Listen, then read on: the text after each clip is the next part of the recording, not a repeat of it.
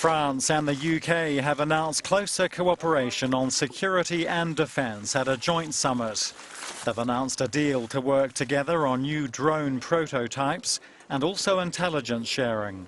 The migrant crisis also came up, including the evictions at a Calais migrants camp. And today I can announce that we will invest an additional £17 million in priority security infrastructure in Calais to assist the work of the French police. The money will go towards efforts to move people from the camps in Calais to facilities elsewhere in France. The French president said there's also this very important question for us about the isolated minors in the camp. We've discussed this to make sure that those underage migrants can join their families in the UK. It was also announced that the leaders of France, Britain and Germany will hold a conference call on Friday with Russia about the latest situation in Syria. Earlier, the leaders held a ceremony to mark the centenary of the World War I Battle of the Somme near Amiens.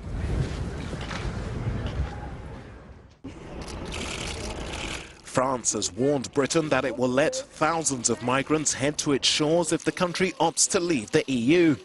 In an interview with the Financial Times, French Economy Minister Emmanuel Macron said a Brexit would affect a deal which allows Britain to maintain border controls in France. His view echoes recent comments by British Prime Minister David Cameron that a migrant camp in Calais known as the Jungle could move to southern England if Britain leaves the EU. Thousands of migrants fleeing war and poverty have converged on the French port over the past year. But with Cameron meeting French President Francois Hollande for security and migration talks today, opponents of EU membership say Macron's comments are part of a carefully orchestrated campaign to scare British voters.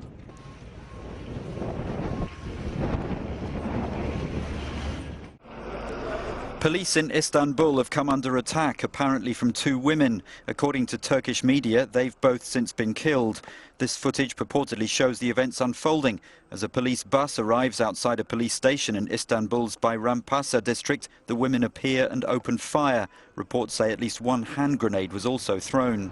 The women then retreated into an apartment block after running through nearby alleys. Police closed off streets and launched an operation to apprehend the attackers. A siege situation ensued with the women trapped inside the building. Gunfire and an explosion were then heard. Reports now say the militants were killed by police. There were no other reported casualties and no group immediately claimed responsibility for the attack. Belgian officials are investigating whether anti-terror police missed an important tip-off about two participants in the Paris attacks. Two newspapers said on Thursday that officers failed to act on information that suggested Salah and Brahim Abdeslam had been radicalized, and both were willing to carry out an attack. Salah Abdeslam remains on the run.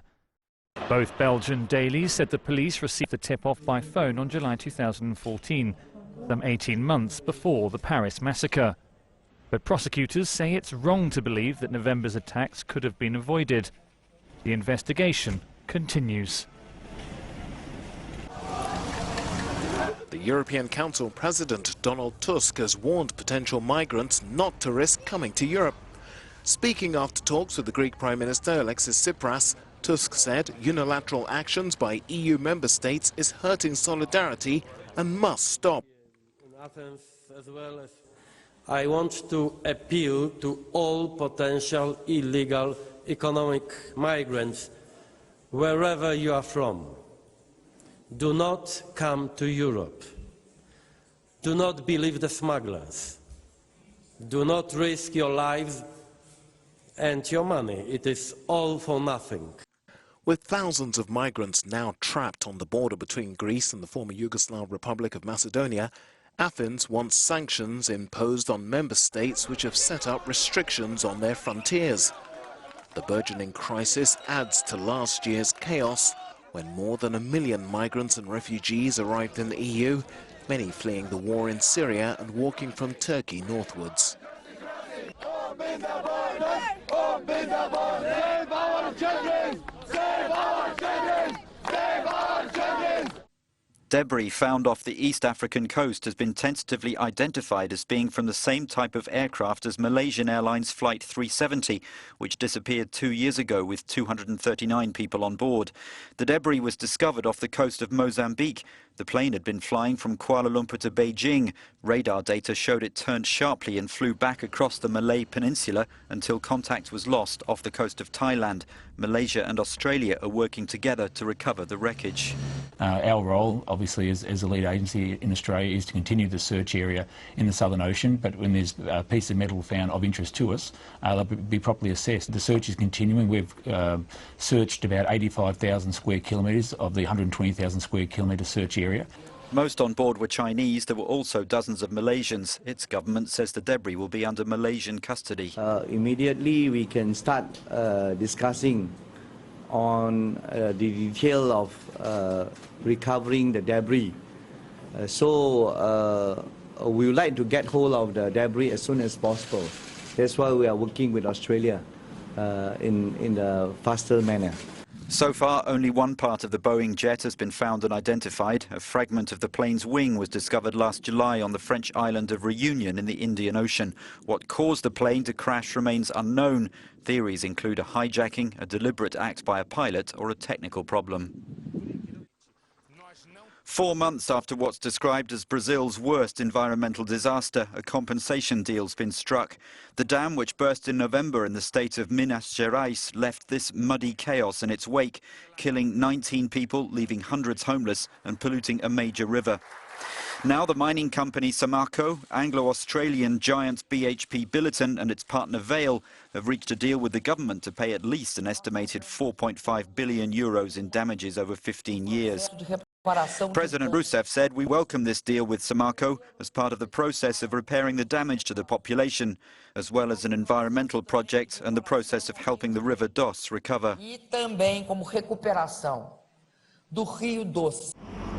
The spill of mud and mining waste wiped out plant and animal life along a 650-kilometre stretch of the river and reached Brazil's coastline.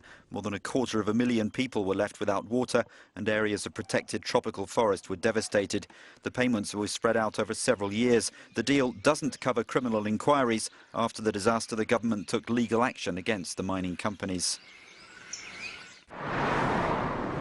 It's decision time for New Zealanders who've long been debating disposing of their current flag and its colonial links to Britain. This is the new flag that the country could adopt at the end of a second phase of a referendum which rolls out today. The new flag has already won a poll against 4 other contenders after a long drawn-out public process where more than 10,000 designs were whittled down by a government-selected panel. The centre-right government of New Zealand's Prime Minister John Key is divided on the change. However, the new design is being backed by many high-profile sports stars who say it rightly gives pride of place to the white fern, a special symbol for Kiwis. People opposed to the change, however, say wars have been fought and New Zealanders have died under the present flag.